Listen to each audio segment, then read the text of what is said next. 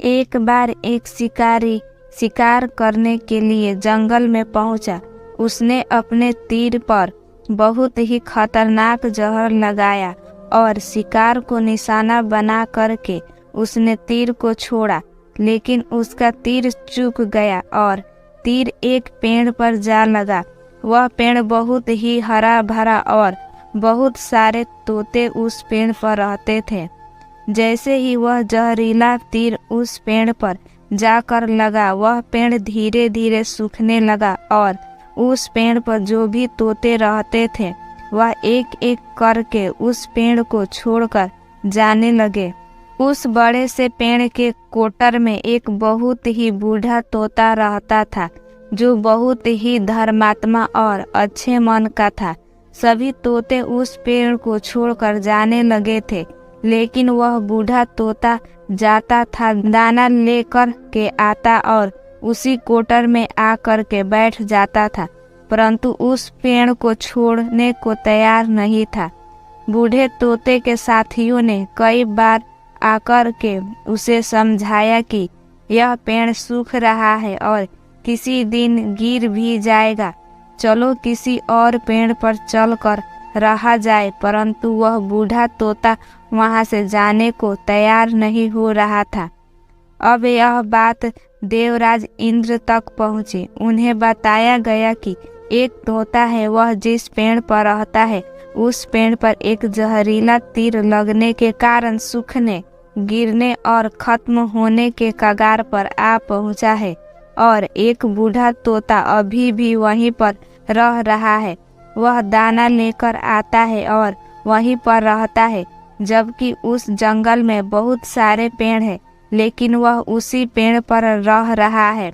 देवराज इंद्र प्रकट हुए और उस बूढ़े तोते से कहने लगे कि आप बहुत धर्मात्मा है, बहुत ही अच्छे मन के हैं, लेकिन आप इस पेड़ को छोड़कर किसी और पेड़ पर चले जाइए, क्योंकि यह पेड़ कुछ ही दिनों में गिर जाएगा। तालाब के पास में बहुत से बड़े बड़े हरे भरे पेड़ हैं, बड़े बड़े कोटर हैं, उन पेड़ों पर फल भी लगे हुए हैं, उन्हें वहीं पर तोड़कर खा सकते हैं, परंतु यहाँ से आप चले जाए।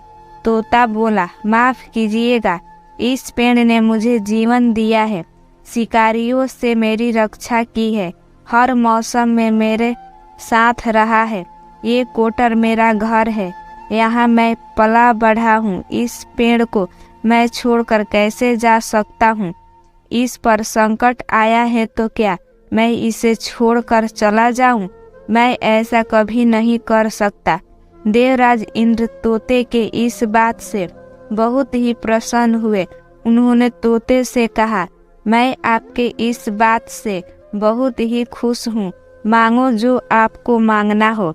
उस बूढ़े तोते ने कहा, मुझे बस इतना मांगना है कि जिस पेड़ ने मुझे जन्म दिया, जहाँ मैं रहा, पला बढ़ा, जिसे आप मेरा जन्मभूमि कह सकते हो, आप इसे फिर से वैसा ही हरा भरा कर दो जैसा यह था। देवराज इंद्र ने अमृत से उस पेड़ को सींच दिया और पहले की तरह हरा भरा कर दिया। अब वापस से उस पेड़ पर आकर के बाकी तोते रहने लगे। वह बूढ़ा तोता कुछ समय तक और जिंदा रहा, फिर उसकी मृत्यु हो गई और वह स्वर्ग में चला गया। यह कहानी हमें सिखाती है कि जब भी किसी इंसान का बुरा दौर आता है तो इमोशनली वह टूटा हुआ होता है, उसे किसी के सहारे की ज़रूरत होती है, किसी की आवश्यकता होती है। अगर आप ऐसे समय में उसे छोड़कर चले जाएंगे, उससे बात नहीं करेंगे, मुंह मोड़ लेंगे, तो आपसे बुरा कोई नहीं है, क्योंकि आप किसी के सुख का साथी बने या ना बने, लेकिन आपको हमेशा किसी के दुख का साथी जरूर बनना चाहिए।